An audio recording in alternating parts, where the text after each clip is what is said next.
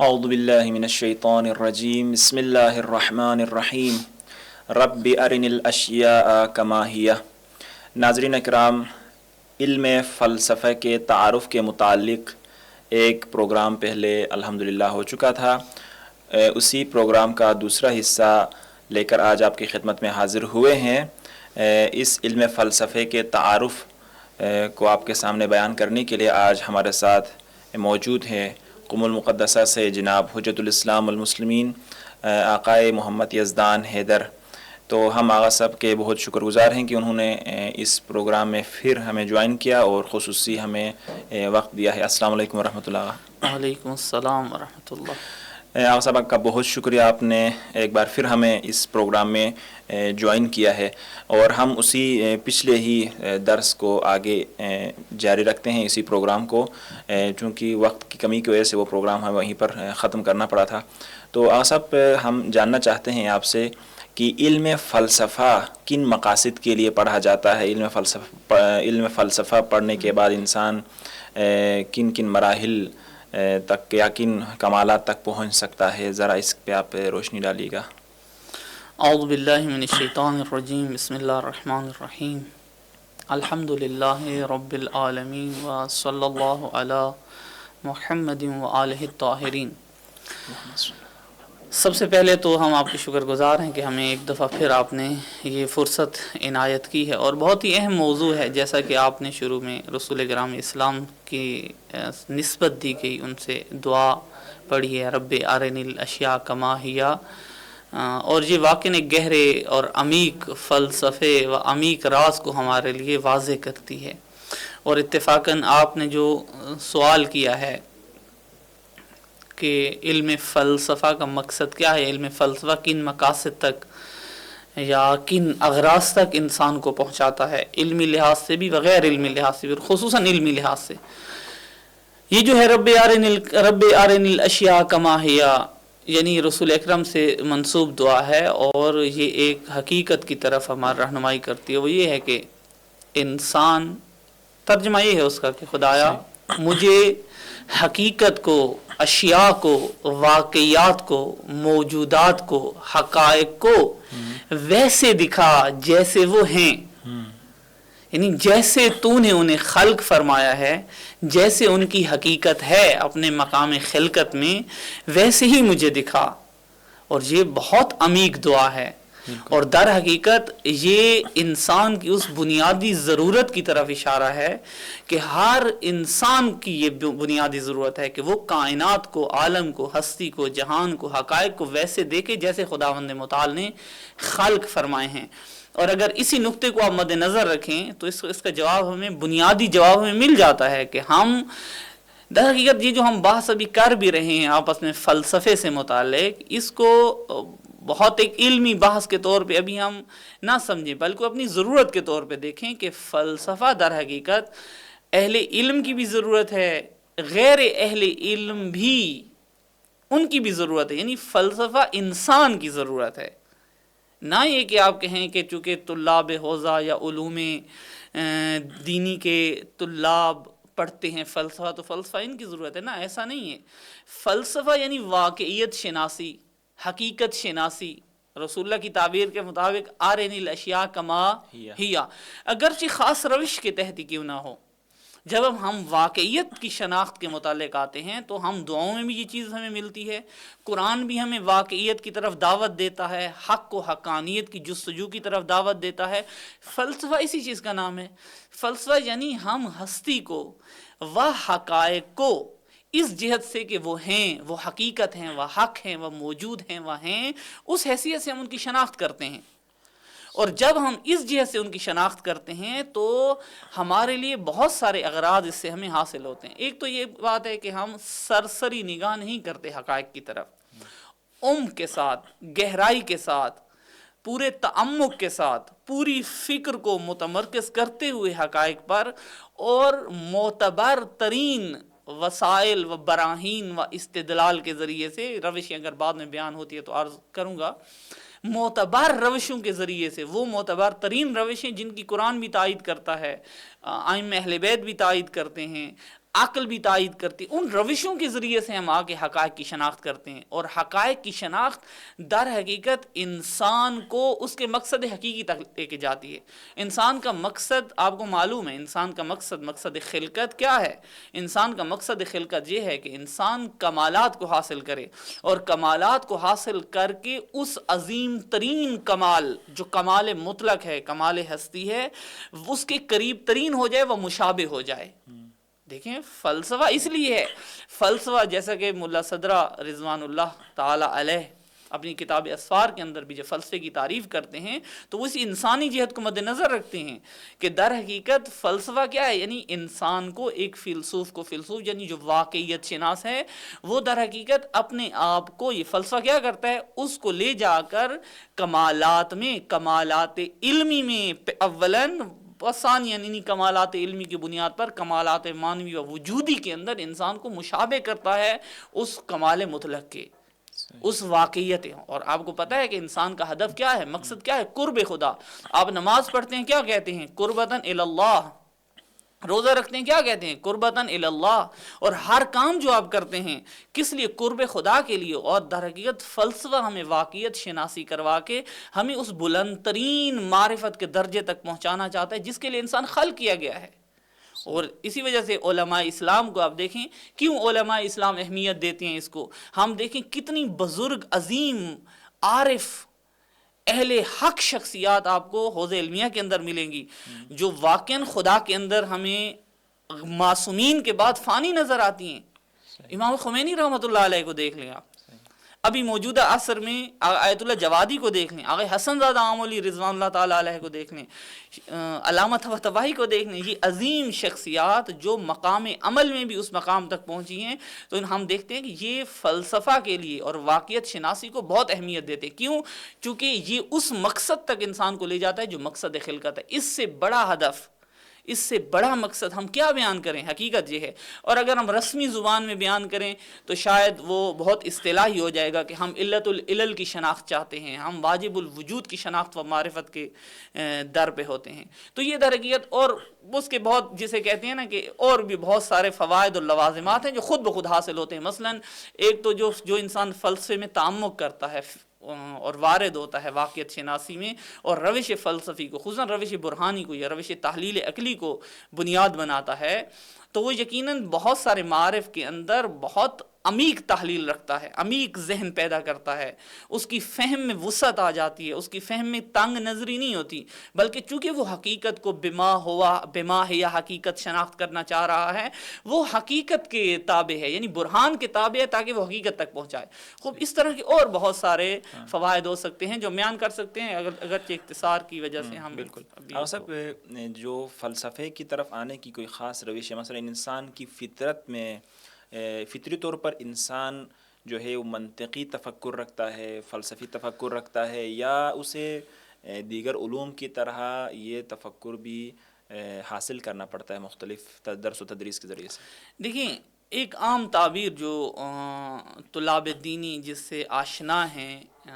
خصوصاً اصول مظفر، منطق مظفر جب پڑھتے ہیں تو پہلا ہی کلمہ، پہلا ہی جملہ جو پڑھتے ہیں کہ انسان فطرتاً خلق کیا گیا ہے کہ وہ تفکر منطقی رکھتا ہے۔ صحیح۔ یعنی خداوند متعال نے جب انسان کو خلق کیا ہے فطرتاً متفکر خلق ہوا ہے۔ اچھا، صحیح۔ انسان یعنی خدا نے انسان کو مفکر پیدا کیا ہے۔ خوب، ابھی ہماری بات منطق میں نہیں ہے۔ سوال آیا انسان فطرتاً خلقت کے لحاظ سے فیلسوف بھی ہے؟ جی ہاں، فیلسوف یعنی واقع شناس ہے، صحیح، واقعیت شناسی کرتے۔ آپ یعنی صلاحیت موجود ہے اس کے اندر؟ جی، قطعی سی بات ہے۔ حتیٰ تفکر کی صلاحیت ابتدا میں بھی جب انسان، اب یہ ایک اور بات ہے کہ آیا یہ تفکر کی صلاحیت، قطعی سی بات ہے، یعنی حتمی بات ہے کہ تفکر کی صلاحیت لے کے آیا ہے۔ پھر اس کے بعد جب تفکر کی صلاحیت، جب انسان بالآخر یہ مرحلہ طے کرتا ہے جنینی کا، یعنی جنین ہوتا ہے، ماں کے پیٹ میں ہوتا ہے، رحم میں ہوتا ہے نطفہ، نطفے کے بعد جنین، اور جو سارے مراحل طے کرتا ہے، پیدا ہونے کے بعد بھی ظاہر ہے اس وقت اس کی فکر بالفعل نہیں ہوتی، بعد میں فکر، جب اس کی فکر اس کے پاس جسے کہتے ہیں راس المال، سرمایہ، تصورات کا، مفاہیم کا جمع ہو جاتا ہے، پھر فکر کرنا شروع کرتا ہے۔ اسی طرح سے واقعیت شناسی کے مقام پہ جب انسان ہوش سنبھالتا ہے، حتیٰ یہ چھوٹا بچہ، اتفاقاً مرحوم علامہ طباطبائی رضوان اللہ تعالی علیہ خود بدایہ کے اندر بھی اور دیگر مختلف مقامات پر بچے کی مثال دیتے ہیں کہ چھوٹا بچہ، آپ کیا سمجھتے ہیں وہ کیوں ماں کی شیر کے پیچھے جاتا ہے؟ بچے کی ہم بات کر رہے ہیں، کیوں جاتا ہے؟ چونکہ اسے ایک واقعیت سمجھتا ہے، اگر وہ اسے واقعیت نہ سمجھے تو اس کے پیچھے نہ جائے۔ یعنی واقعیت کی شناخت اور واقعیت کی طرف جانے کی جو حص ہے وہ بچے کے اندر موجود ہے، فطری طور پہ، طبیعی طور پہ موجود ہے۔ اور ہر انسان میں اور آپ ہر چیز کی ہم واقعیت شناخت کرنے کے لیے تیار ہیں، اور آپ اپنے اندر جستجو کریں تو آپ جتنی بھی زندگی بسر کر رہے ہیں واقعیت شناسی کی بنیاد پہ، اور اس واقعیت شناسی کے بعد اس کے مطابق رد عمل دینے کی بنیاد پہ زندگی بسر کر رہے ہیں۔ حتیٰ جیسا کہ کہا جاتا ہے کہ وہ لوگ جو حتیٰ فلسفے کا انکار کرنا چاہتے ہیں، وہ فلسفے کا انکار فلسفی بنے بغیر نہیں کر سکتے۔ جس طرح کوئی منطق کا انکار کرنا چاہے، جیسے کہ بعض بزرگوں کی طرف یہ ہے کہ من تمنطق کا فقط تزندہ کا، یہ جو جملہ انہوں نے کہا ہے کہ من تمنطق کا فقط تزندہ کا، یہ بھی منطقی استدلال ہے، انہوں نے منطقی بن کے منطق کو رد کیا ہے، اور خود یہ دلیل ہے کہ یہ چیز ناقابل رد ہے۔ اور اسی طرح فلسفے میں بھی ایسے، اگر کوئی آگے فلسفے کو رد کرنا چاہے، یعنی گویا حقیقت میں وہ یہ کام کرنا چاہ رہا ہے کہ تناقض گوئی کر رہا ہے، عمل کچھ کر رہا ہے، کہے کچھ رہا ہے، حالانکہ وہ اس کا کہنا بھی دلیل ہے اس بات پر کہ وہ رد نہیں ہو سکتا، ناقابل رد مسئلہ ہے۔ بس فلسفہ، یا آپ کہیں کہ انسان کی فطرت، واقعاً انسان ایک واقع جو، واقع شناس، حقیقت شناس مخلوق پیدا ہوا ہے، اور فلسفہ آپ کو اسی طرف لے کے جاتا ہے۔ انسان، آپ کہتے ہیں نا ایک اہم مسئلہ کہ انسان فطرتاً خدا جو ہے، بالکل یہ آپ کلام میں پڑھتے ہیں، خدا جو ہے یعنی کیا؟ یعنی وہ واقعیت ہستی، وہ واقعیت مطلق، وہ واقعیت اس کی شناخت کے در پہ ہے انسان فطری طور پر، خوب یہی شناخت۔ اور فلسفہ اور منطق میں انسان کی جو تعریف کی جاتی ہے کہ الانسان حیوان ناطق، تو یہاں پر بعض اساتید ہمیں یہی بتاتے تھے کہ الانسان حیوان ناطق سے مراد حیوان متفکر، یعنی یہ بھی مراد ہی کہ انسان کی فطری طور پر انسان کا فلسفی ہونا، منطقی ہونے کی دلیل ہے یہ جو تعریف منطق اور اس میں کی یہ گئی تعریف تو دیکھیں انتزاع کی گئی ہے، اخذ کی گئی ہے، ممکن ہے ہم آگے دیگر اس کے اندر بھی اس کے خواص آپ کہہ لیں یا اس کے صفات اضافہ کر سکتے ہیں، درست ہے۔ جب ہم کہتے ہیں الانسان حیوان ناطق تو ہمیں روشن ہے ہمارے لیے کہ یہاں حیوان کا معنی کیا ہے، ناطق کا کیا ہے۔ ناطق سے مراد مدرک کلی ہے، مفہم کلی ہے، یعنی کلی کو سمجھنے والا، وہ حتیٰ کلی کو سمجھنے کے بعد سمجھاتا بھی ہے بالآخر، مدرک کلی ہے، کلی کو درک کرتا ہے، کلیات کو درک کرتا ہے، اور یہ متمایز ترین خاصہ ہے جو انسان کے لیے اہل منطق یا مثلا یونانی فلاسفہ سے یہ تعریف رائج ہوئی ہے انسان کے اندر۔ تو قطعی سی بات ہے یہ جو آپ کہہ رہے ہیں کہ الانسان مثلا حیوان متفکر، متفکر بھی این معنی کہ متفکر کلیات کو تفکر کرتا ہے، تفکر معنی تصور کلیات و تصدیقات بھی حتی کلیات کی، وہ مد نظر ہے وہاں پہ، اور قطعاً یہ اس بات کی تائید کرتی ہے، اس میں کوئی شک نہیں ہے۔ صحیح۔ صاحب یہ جو ہم دیکھتے ہیں اپنے ارد گرد ہستی میں، کائنات میں جو حقائق اور جو موجودات ہمیں نظر آتے ہیں،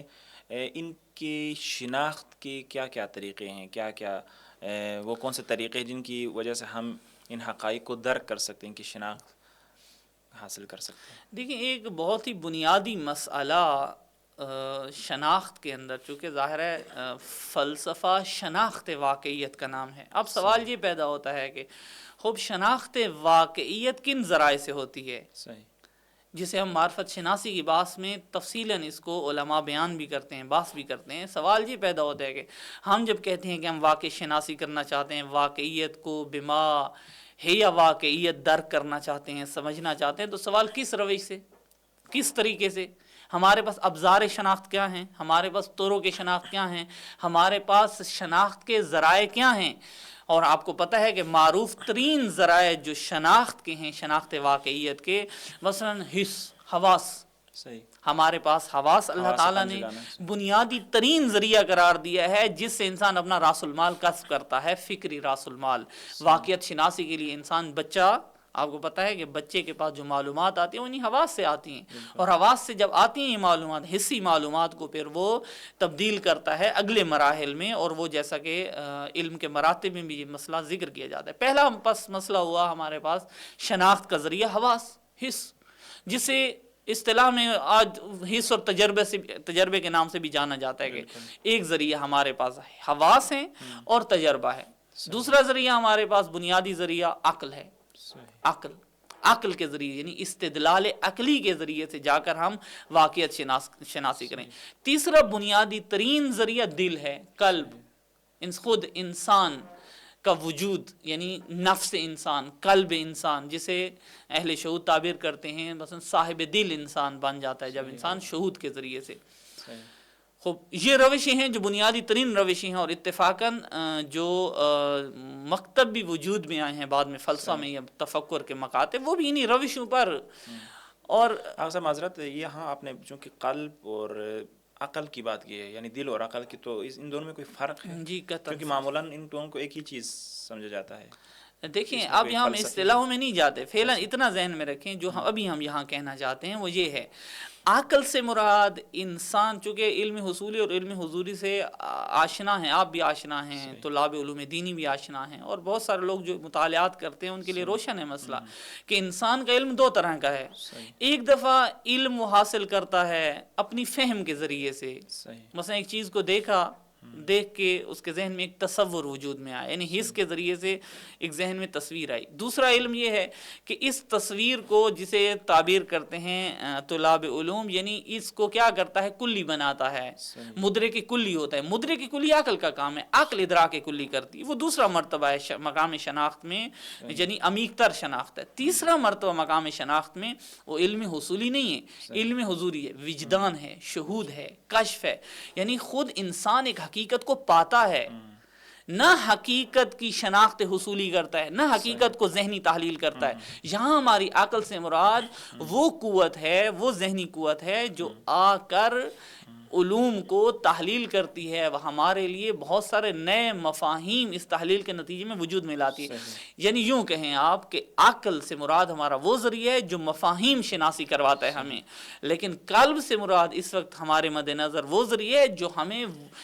وجدان، جسے آپ کہتے ہیں، جسے کہتے ہیں حضور وجودی، شہودی. یعنی میں مثال دوں آپ کو، مثلا ایک دفعہ میں کہتا ہوں کہ میرا نفس، میں ایک دفعہ میں کی تصویر ہے میرے ذہن میں،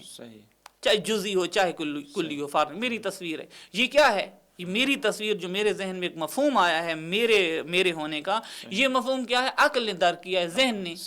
لیکن ایک دفعہ جب میں اپنے آپ کو پاتا ہوں، مجھے پتا ہے کہ میں ہوں، میں نہ کہوں تو بھی میں اپنے آپ کو، یا اپنی بھوک، سادہ آپ کو بھوک لگتی ہے، خوب بھوک کا کوئی تصور آتا ہے ذہن میں، یا بھوک ایک احساس وجودی ہے، ایک وجودی احساس ہے، ایک پیاس بھی وجودی احساس ہے. خوب ہماری مد نظر ابھی فعلاً سادہ مثالوں کی سے عرض کیا آپ کو، ہماری یہ مد نظر ہے، ورنہ اصطلاحوں کے اندر چلے جائیں تو قطعاً عقل اور قلب میں بعض وقت فرق کیا جاتا ہے. قرآن کی اصطلاح میں قلوب کہہ کے تفکر کی طرف دعوت دی گئی ہے، قطعی سی بات ہے، اور یہاں پہ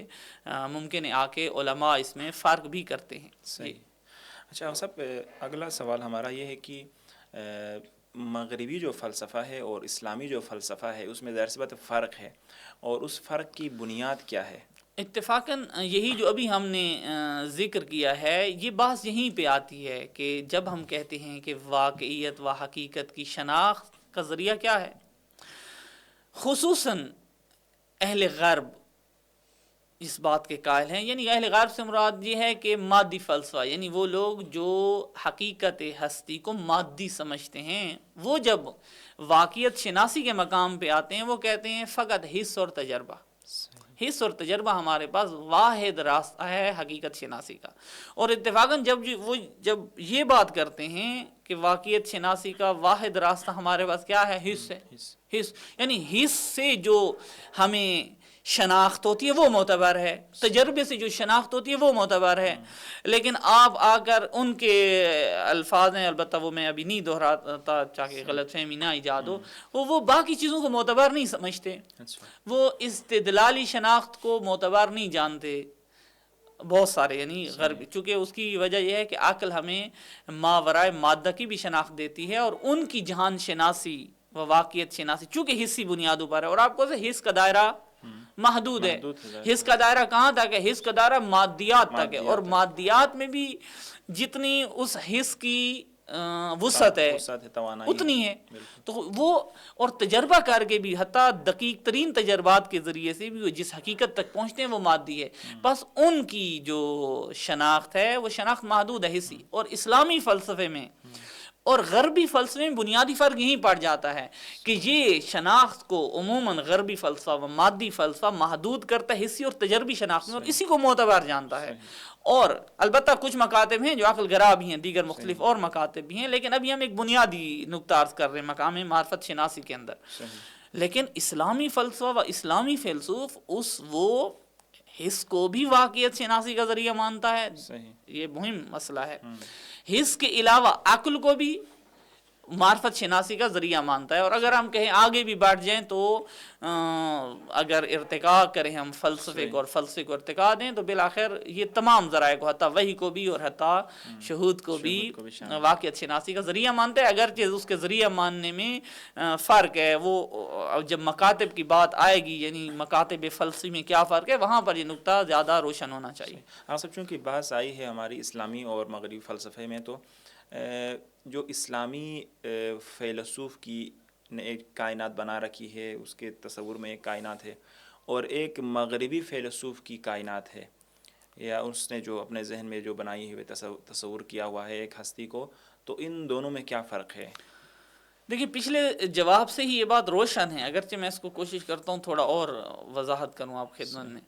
وہ یہ ہے کہ دیکھیں جب ہم حص کو شناخت کا واحد و منحصر ذریعہ بناتے، اصل مسئلہ انحصار میں ہے،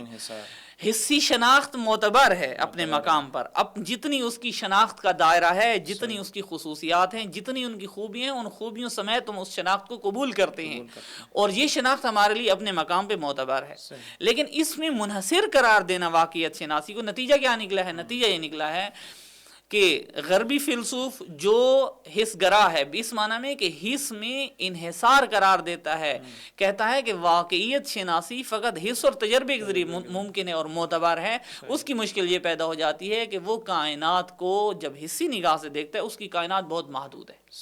اس کی کائنات فقط ان مادی امور میں مختص ہو جاتی ہے، اور اتفاقاً ان کا جو نظریہ ہے جو نتیجے تک پہنچتے ہیں اور جس مبنا کی بنیاد پہ وہ آگے فلسفی بحثیں کرتے ہیں اور بہت ساری ابحاث کرتے ہیں، وہ کہتے ہیں کہ ہستی و واقعیت و موجودات اور مادیت مساوی ہیں، یعنی مادہ مساوی ہستی کے، ہستی مساوی مادہ کے، یعنی یہ نہیں ہو سکتا کہ ہستی ہو مادیت نہ ہو، بس جہاں جہاں ہستی ہے وہ مادہ ہی ہے، بس مادہ کے علاوہ ہستی ہے ہی نہیں، نتیجہ یہاں نکلا، یعنی پس ان کی ہستی، ان کی کائنات، ان کی جہان شناسی بہت محدود ہو کے رہ گئی ہے، یعنی ان کی ہستی و کائنات شناسی فقط مادیات کی حد تک ہے، اور اس سے آگے مجردات اصلا اس میں شامل ہیں، ان کا ذریعہ شناخت ان کو اس سے اضافے کی اجازت ہی نہیں دیتا، لیکن جو اسلامی فیلسوف ہے نا اس کی کائنات بہت وسیع ہے، چونکہ اس کی کائنات مادیات تک محدود نہیں ہے بلکہ اس کی کائنات کی کائنات شناسی کے ابزار بھی وسیع ہیں، حص بھی ہے، عقل بھی ہے، حتیٰ اسلامی فیلسوف چونکہ وحی سے منور ہے، وحی کی ہدایت سے منور ہے، اس وجہ سے وہ بہت سارے ایسے حقائق جن تک عقل براہ راست نہیں پہنچ سکتی وہاں پر وحی سے حاصل کر کے عقل کی مدد سے ان کو فہم بھی کرتا ہے، تفہیم بھی کرتا ہے، اور اس کی کائنات بہت وسیع ہو جاتی ہے، مادیات اور مجردات کو اپنے تمام تر مراتب ہستی میں وہ اس کو دیکھتا ہے، اور اس کی شناخت بہت وسیع ہے۔ آپ سب جس طرح سے جو آپ نے چونکہ بحث بھی آئی ہوئی ہے کہ مغربی اور اسلامی فلسفے میں، تو چونکہ یہ شبہ پھیلایا جاتا ہے کہ دین اور عقل میں تضاد پایا جاتا ہے بظاہر، یا مثلا دین اور عقل یا دین اور مثلا فلسفہ، تو آیا ان میں واقعاً تضاد پایا جاتا ہے یا یہ ایک شبہ ہے؟ جی یقیناً دین سے مراد دین اسلام ہے ہماری، یا دین الہی ہے نا، قطعاً دین الہی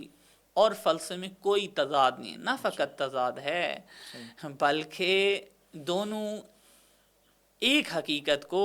بیان کرتے ہیں اس معنی میں۔ اگرچہ فلسفہ اپنی روش پہ منحصر ہے کہ ہم کس روش سے شناخت کرتے ہیں واقعیت کی،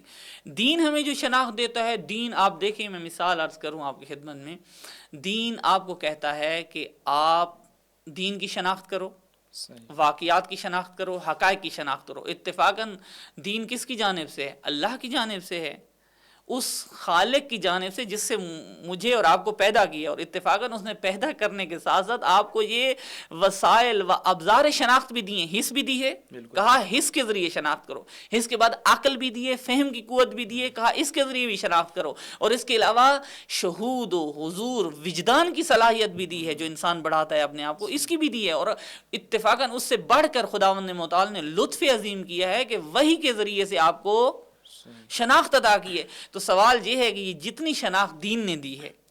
خوب عقل، اگر ہم فلسفے کو روش عقلی میں بعض جیسا کہ مشائین استدلال عقلی میں منحصر سمجھتے تھے، اور جن اسی روش سے واقعیت شناسی کو فلسفہ کہتے تھے، خوب اگر اس کو بھی مانیں تو آپ بتائیں کہ عقلی شناخت کو دین رد کرتا ہے؟ نہ، بغیر رد نہیں کرتا۔ افلا تعقلون، افلا یعقلون۔ خوب دیکھ، یوں کہیں کہ فلسفہ دین،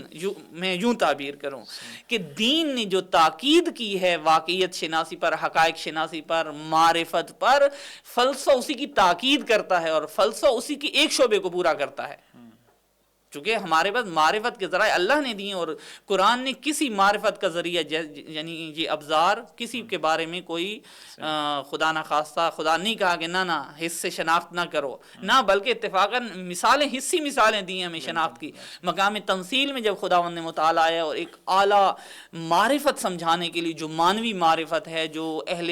حس کے لیے درک نہیں ہے، اس کو حس کی زبان سے، ہمیں جنت و جہنم کس زبان میں سمجھائی گئی ہے؟ حس کی زبان میں۔ بس حس بہت مورد نظر ہے، لیکن حس کی زبان میں اعلیٰ ترین عقلی حقائق بھی سمجھائے گئے ہیں، اعلیٰ ترین عرفانی و وجودی و شہودی حقائق بھی ہمیں سمجھا دیے گئے ہیں۔ تو دین چونکہ ہمیں یہ ساری معرفت دیتا ہے، معرفت کا ایک جامع مجموعہ ہے جو انسان کی عملی و معرفتی نظام کو تکمیل کرتا ہے، تو یہ جو فلسفہ ہے، فلسفہ چاہے روش عقلی میں آپ فعلاً اگر اسے ایک مکتب کے مطابق منحصر کریں، منحصر بین معنی کہ اسی روش کے مطابق آپ فلسفے کی تعریف کریں، یا نہ آ کے جامعیت کے ساتھ تعریف کریں، ہر صورت میں نہ فقط فلسفہ دین سے تضاد رکھتا ہے یا دین عقل سے تضاد رکھتا ہے، بلکہ دین العقل، جیسا کہ معروف علماء کہتے بھی ہیں کہ